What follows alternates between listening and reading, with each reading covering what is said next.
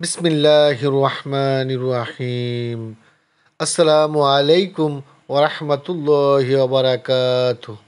আজকের কবিতার নাম ডক্টর মোহাম্মদ ইউনুস সাব, মোহাম্মদ আসাদুল্লাহ ফকির।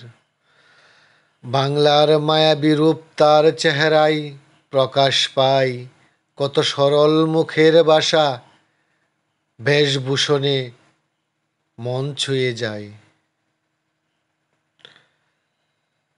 যার হাসির নীড়ে সুখের স্বপ্ন দেখে কতজন, তিনি ডক্টর মোহাম্মদ ইউনুস, অন্তর্বর্তীকালীন সরকার এখন। সারা বিশ্ব দরবার যাকে দিয়েছে সম্মান উপহার, শান্তিতে যিনি পেয়েছিলেন নোবেল পুরস্কার।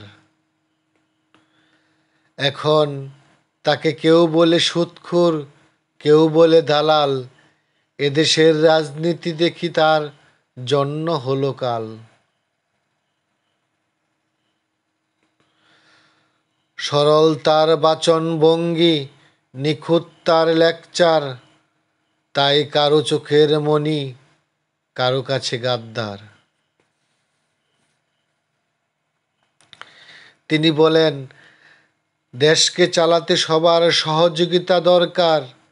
কেউ আবার বলছে দেখি সে নাকি ক্ষমতালোভী সরকার। কারো কাছে আমাবস্যার পূর্ণিমার চাঁদ, কারো কাছে কংস মামা। কেউ আবার বলছে দেশ চালাবে কিভাবে, ম্যাচিং করতে পারে না জামা। কেউ কাউকে মেনে নিতে পারে না, করে শুধু সমালোচনা। ভদ্রলোক এখন বিপদে পড়েছে, কেউ দিচ্ছে আবার সান্ত্বনা।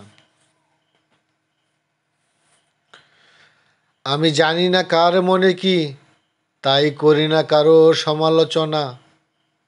যেটা জানি সেটা নিয়ে করি শুধু কবিতায় আলোচনা। সবার কাছে একজন হতে পারে না ভালো, যা পূর্বেও ঘটেছে এখনো তাই দেখি হলো। আসলে এই রাজনীতিটাই এমন হলো, শুধু ব্যক্তি নিয়ে ভাবা। দেশের 12টা বেজে গিয়েছে, চাইতে চাইতে দাবি দাবা।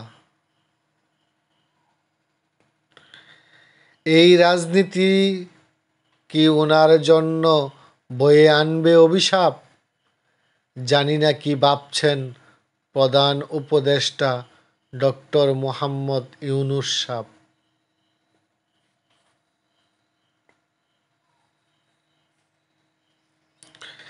এদেশের রাজনীতিতে কেউ থাকতে পারে নাই ভালো, যতই ভালো কাজ করুক সমালোচনায় ছাড় দিবে না এক চুল। কেমন জানি হয়েছি আমরা, কাউকে লাগে না ভালো। দেশের কথা ভাবি না কেউ, শুধু দেখি ব্যক্তি কি করলো। যেই বসেছে প্রধান চেয়ারে, তার চারিপাশ বড়া দালালি। সকাল সন্ধ্যায় মন্ত্র শিখাই, কিভাবে নামাবে রসাতলে। ডক্টর মোহাম্মদ ইউনুস সাহকে নিয়ে আরেকটি কবিতা লিখব ইনশাল্লাহ।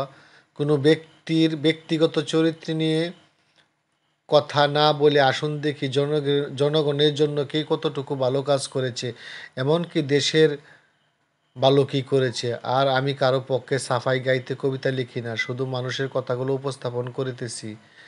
ব্যক্তিগতভাবে আমি কোনো রাজনীতি করি না। আল্লাহ সবাইকে ভালো রাখুন, হেদায়েতে রাখুন, বোঝার তৌফিক দান করুন, সুস্থ রাখুন। আমিন আমিন। আল্লাহ হাফিজ। আসসালামু আলাইকুম ওরহমতুল্লাহি ওবারাকাতুহ।